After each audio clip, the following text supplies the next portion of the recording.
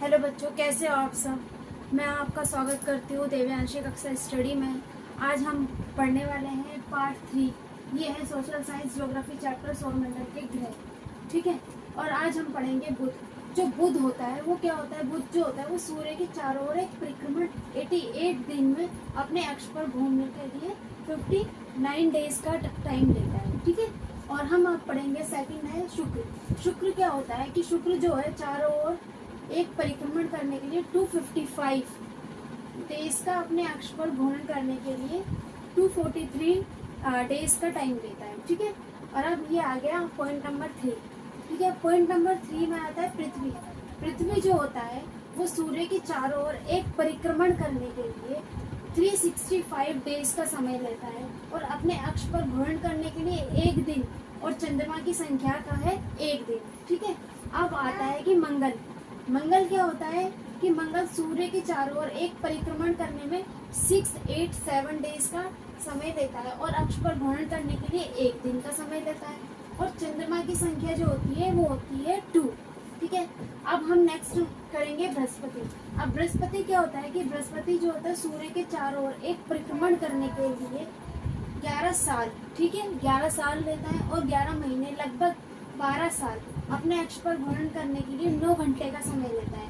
9 घंटे 56 मिनट लेता है। अब चंद्रमा की संख्या क्या है, लगभग 53 डेज। ठीक है। अब आपको तो ये समझ में आ गया होगा कि क्या क्या हमने पढ़ाया है आपको। ठीक है। अगर आप हमारे चैनल को लाइक करना चाहते हो तो लाइक कर दीजिए। ठीक है। सब्सक्राइब करना चाहते हो तो सब्सक्राइब कर दीजिए और कमेंट में लिखिए आप कि आपने जो भी पढ़ा है हमने कैसे पढ़ाया है कैसे नहीं पढ़ाया है। ठीक है। तो आप अपने कमेंट्स में ज़रूर लिखिएगा। अब हम आपको पढ़ाने वाले हैं नेक्स्ट टॉपिक। अब जो मैं आप टॉपिक लिखने वाली हूँ अब आप देखते रहिए कि आप ये 5वां हमने टॉपिक तो कंप्लीट कर ही लिया है बृहस्पति तक। ठीक है। अब इसके बाद का जो चैप्टर है वो हम अब स्टार्ट करने वाले हैं। ठीक है बच्चों।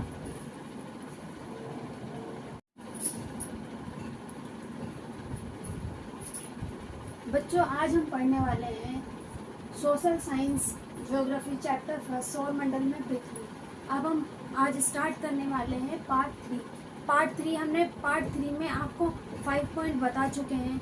ठीक है। बृहस्पति भी बता चुके हैं और अब हम स्टार्ट करेंगे शनि से। शनि क्या होता है, शनि जो होता है वो सूर्य के चारों ओर एक परिक्रमण करने में 29 साल का समय लेता है और 5 महीने अपने अक्ष पर घूर्णन करने में 10 घंटे 40 मिनट का समय लेता है। ठीक है। अब चंद्रमा की संख्या लगभग 53 है। अब 7 पॉइंट आता है यूरेनस। यूरेनस क्या होता है कि सूर्य के चारों ओर एक परिक्रमण करने में 84 साल मतलब 84 डेज 84 ईयर्स का समय लेता है और अपने अक्ष पर घूर्णन करने में 17 घंटे 14 मिनट। चंद्रमा की संख्या लगभग 27 है। ठीक है।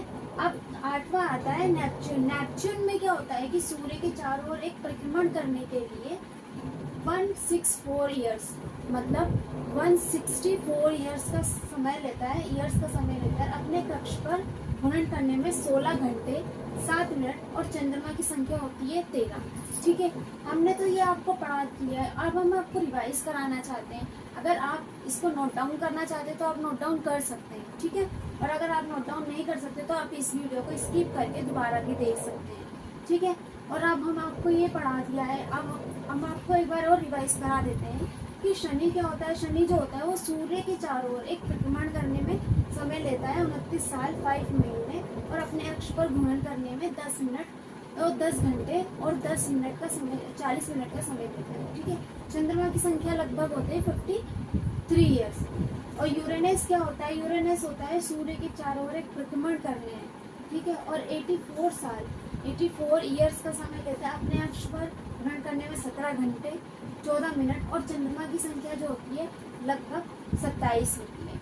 ठीक है। अब जो नेपच्यून है, नेपच्यून जो होता है सूर्य के चारों ओर एक परिक्रमण करने में 164 साल और अपने अक्ष पर घूर्णन करने में 16 घंटे 7 मिनट। चंद्रमा की संख्या होती है 13। ठीक है बच्चों।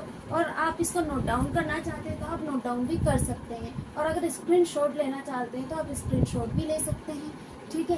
और अगर आपको ये हमारी वीडियो अच्छी लगे तो आप लाइक कर दीजिएगा।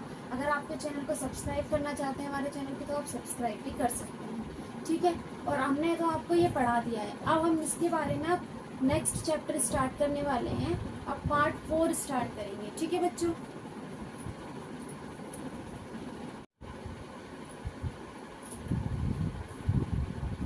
हेलो बच्चों, कैसे हो आप सब। आज हम पढ़ने वाले हैं ज्योग्राफी का चैप्टर सौरमंडल में पृथ्वी पार्ट 4। इसके बारे में पढ़ेंगे आकाशगंगा के बारे में, ठीक है बच्चों। अब हम पढ़ने वाले हैं आकाशगंगा। आकाशगंगा क्या होती है हम पढ़ेंगे। ये जो होती है तारों वाली खुले आसमान में एक ओर से दूसरी ओर तक फैली सफ़ेद चौड़ी पट्टी होती है, ठीक है। ये लाखों तारों का समूह होता है। यहाँ पर पट्टी आकाशगंगा व मिल्की वे कहलाती है, ठीक है बच्चों। और हमारा जो सौरमंडल है इसे मिल्की वे का ही एक भाग कहा गया है, ठीक है, एक भाग है। अब प्राचीन भारत में इसकी कल्पना जो की गई थी ये प्रकाश से ही की गई थी। ये प्रकाश की ही एक बहती नदी से की गई थी, ठीक है। इस प्रकार इसका नाम आकाशगंगा पड़ा। अब आकाशगंगा करोड़ों तारों और बादलों तथा गैसों की एक प्रणाली है। आप बताइए, हमने जो आपको ये पढ़ाया है, ठीक है।